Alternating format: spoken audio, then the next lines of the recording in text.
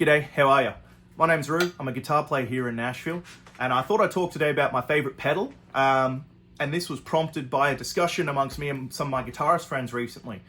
We're all sitting around at dinner as you do, talking about gear, and oh, what about this chord, and oh, did you check out this video, this guy playing, it's unreal. But one bloke asked, hey boys, you're playing a club date downtown, got a 4-hour gig, you can bring any amp you want, but you can't channel switch, any guitar you want, and you can bring one pedal only. Tuning pedal not included. I mean, the answers were so varied and wild. For me, it came down to one thing though. This, the Real Tube 901 with these settings. This is my favorite pedal ever. It's like adding a second channel to your amp. It's a 12AX7 based overdrive. You can't really see it, but there's little port holes on the side, so you can actually see the 12AX7 sitting in there. It just sounds unreal. It sounds like a whole Marshall channel. If you set it just right, it gets kind of dumbly, kind of train wrecky even in some circumstances if you're EQing it really, really well. It's just like having a second amp at your disposal, and it cleans up super well, and you can do just about anything with it. So I wanted to give some examples. Here's how the amp sounds clean. I'm using my PV Class 50 EVM 12L and a Rucaster Strat.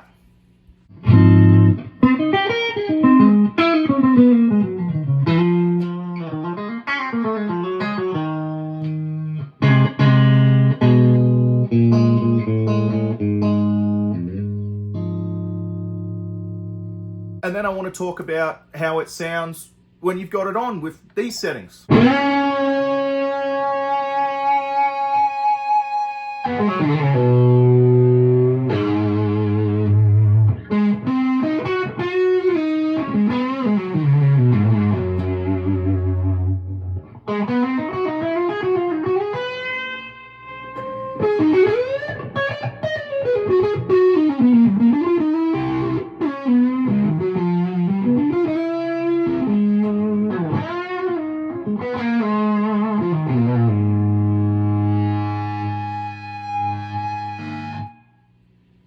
Then for fun, I've set everything to 5, and that's going to sound something like this, which is not, I'd say this, not something I normally do, but we've all got to start somewhere, you know what I mean?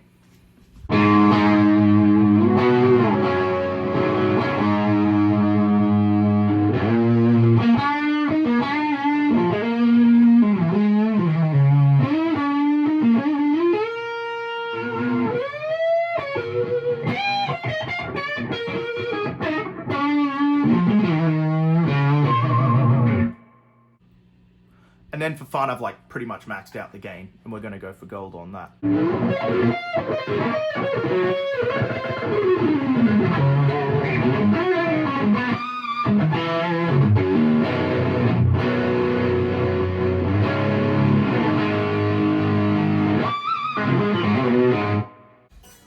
know, I almost forgot, but I had this clip of me playing the Real Tube live. I was playing at a festival in Wisconsin with Shane Prophet. What a dude. The nicest guy you could ever meet. The crew was awesome. It's a one guitar gig, so it's a bit rough. You've got to fill out a lot of space.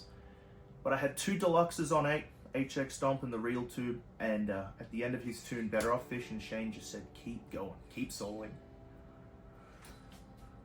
And so I did. So here's some mindless shredding from a festival in Wisconsin, alongside some terrible steel playing, because I don't know what I'm doing on this thing.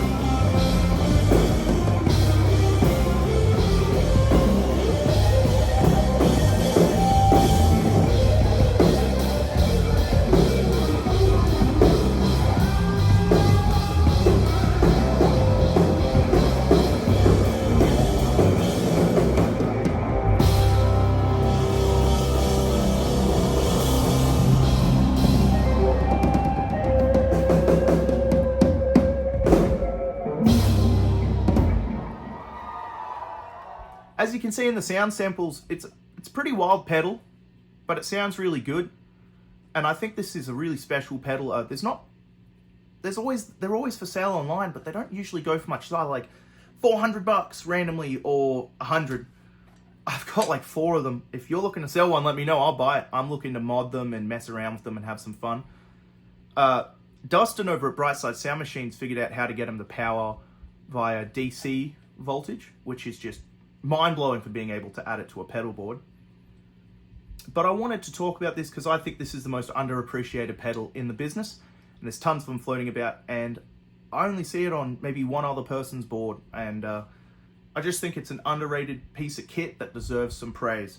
So if you want to do yourself a favor, if you want to add a second channel to your amp, if you want to add a Marshall flavor to your amp, or perhaps you just are looking for something new to explore, RealTube 901 and give it a go. I think it's a really special pedal, and I think it's a really great way to foray into the world of tube-based overdrives without necessarily breaking the bank. You know, so when I was at the Chili's discussing this with the boys, some of their choices were really interesting. One mate I've got just goes, oh, a chorus pedal. Chorus pedal? Yeah, turn it on for my rhythms and just ride the volume from the lead. I thought that was fantastic. Country picker boy, Noah says, oh, DM2, because everything will sound gooey and nice. Another bloke said a Landgraf dynamic overdrive. I thought, that's crazy, that's an awesome choice. I love those. I've only played one real one, but it really made an impression on me. I've always wanted to build myself one. Knowing it's like a tube screen with some type of different clipping going on. So I asked him, I was like, oh yeah, it's like a tube screamer thing in it. He goes, oh, no clue. I go, well, you got one? He goes, no. I go, you ever played one? He goes, no. I go, well, why'd you choose that? And he goes, oh, I like the name and the swirly paint jobs. I thought that was great. He said a PV Mace was his amp too. He didn't care, he likes what he likes and he wanted to try something. I think gigging with one pedal really brings something out of us that perhaps we can't find otherwise. You ever done a gig with no pedals? It's really jarring. You've got reverb maybe, if you're lucky. Tremolo, if you can find the foot switch. Most people don't even have it at the back of the amp at that point, but gigging with one pedal really changes how you play. And it's really interesting, the pedals do that to us. Plug in a chorus pedal, you're probably going to play different to a delay pedal, to an overdrive. And even amongst overdrives, you're going to play different.